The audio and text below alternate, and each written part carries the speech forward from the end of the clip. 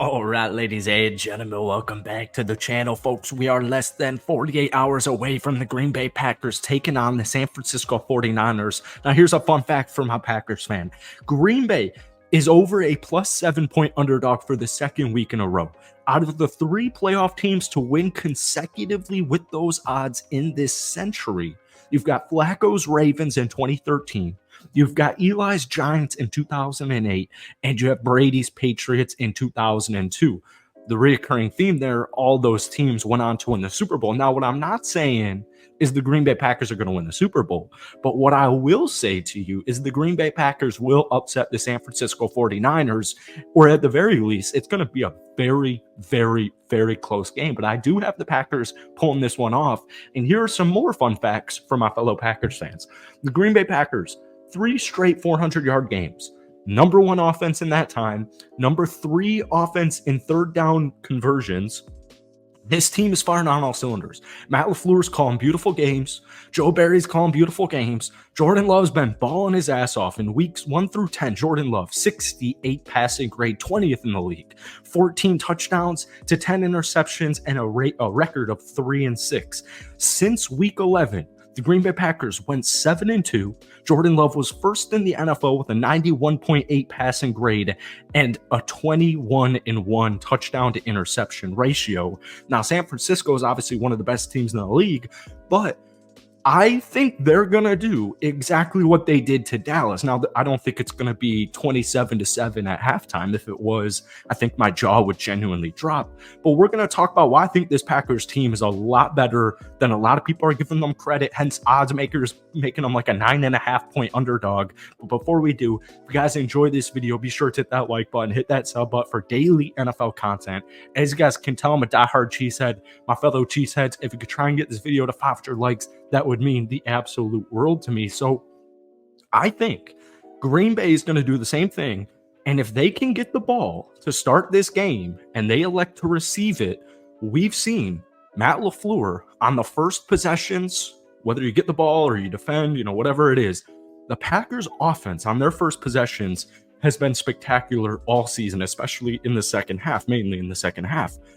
They execute it perfectly, and it's always balanced. We got a healthy Aaron Jones who's just, statistics aren't even close. I mean, I know at this point we're in the divisional round of the playoffs, but since Aaron Jones came back from his week 15 injury, or in week 15 from his injury, from weeks 15 to 18, he ran for over 400 yards. He was first in the league. He's coming off a 118 rushing yard game with those 3 crazy touchdowns. It's balanced. You'll see Aaron Jones get a bunch of carries. You'll see Jordan Love find his open receivers. If they go down the field and put a touchdown up, and you put San Francisco in a position, the number 1 seed in the NFC, and at this point with San Francisco, it really is Super Bowl or bust. Like I would say, sorry if you're a Niners fan watching this video, but I don't think this is a wrong statement to make. It's Super Bowl at least appearance or bust for San Francisco right now. You need to make the Super Bowl and you need to win it.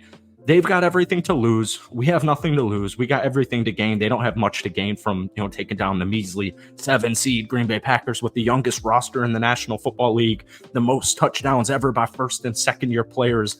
We're all growing together. My point is this: if they can put San Francisco in a position where they can't just jam that football down our throat with the rush with CMC, the best running back in the league, the best superstar running back in this entire organization or in the entire league, I think the Packers defense will do their job, and I think the Packers offense will do their job.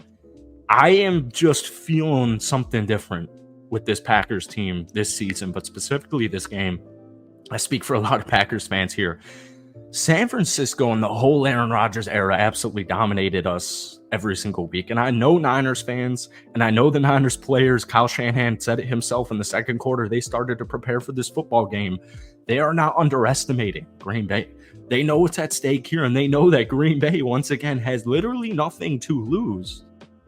I think it was Carl Brooks who said it about Brock Purdy. He kind of talked a little bit of trash, saying if you can just put some pressure on him, he overthrows guys or he underthrows it. There's always, a mistake. There's an opportunity for defenses to take advantage. And I do think if the Green Bay Packers are winning at halftime, we said this, a couple of days ago, we said this against Dallas. If Green Bay's winning the game at halftime, I do think they will get that job finished. But most importantly, this entire football game, whether you score on the first drive, whether you're up at halftime, none of that matters if you don't win the turnover battle. Jordan Love, like we said, since week 11 has thrown one interception. He has done a phenomenal job. There was that fumble against the Chicago Bears, which really was unfortunate. Outside of that, it was a perfect game against Chicago. He had literally a perfect game. Jordan Love had a passer rating of like 157.2 against Dallas. That's tied for third in playoff history. This dude's first year as the starting quarterback, and he, is turning into a star. And with a win here, I think he would be established as a potential future superstar. Obviously, the future franchise quarterback, or the current franchise quarterback for the Green Bay Packers that was established many moons ago. But guys, if Jordan Love keeps it clean, and Aaron Jones does his thing, I think we're getting A.J. Dillon. He's back at practice. I think he's going to be healthy, good. If we can get Brock Purdy to throw an interception, I'm feeling really good about our chances. Jaire Alexander, Darnell Savage, they did their things this past weekend against Dallas. Even guys like Lucas Van Ness, you've got Kenny Clarks, you've got a ton of Preston Smith, Carl Brooks. This defense is playing at a very high level.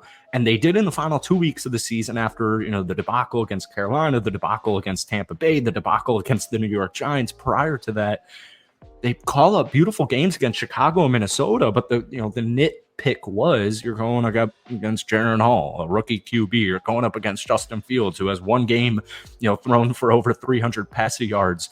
But they made Dakota look absolutely clueless. And all this week we're hearing nonstop. Now people are paying respect, and the Green Bay Packers are one of the final four teams left in the NFC, so people are paying us some respect here.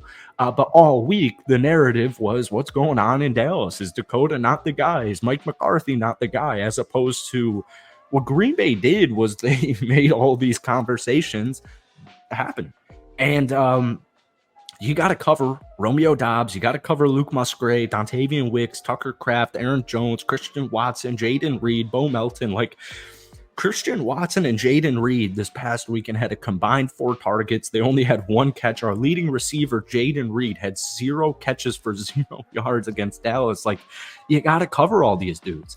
And if Jordan Love can get that ball out quick, and most importantly, if we can establish the run like we have in the last month plus, I feel really good that Matt LaFleur and the Packers offense and defense can orchestrate the game plan and execute the game plan and keep their foot on the gas and really just upset the entire National Football League here. I know I'm a biased Green Bay Packers fan, but I am going to predict the upset victory against San Francisco this upcoming Saturday night. So that's it for today. We'll probably post, another Packers hype video tomorrow, maybe more tailored towards the defense. But I hope you guys enjoyed it. If you did, hit that like button, hit that sub button for daily NFL content. But my Packers fans, Niners fans, NFL fans, give me a score prediction down below. Peace.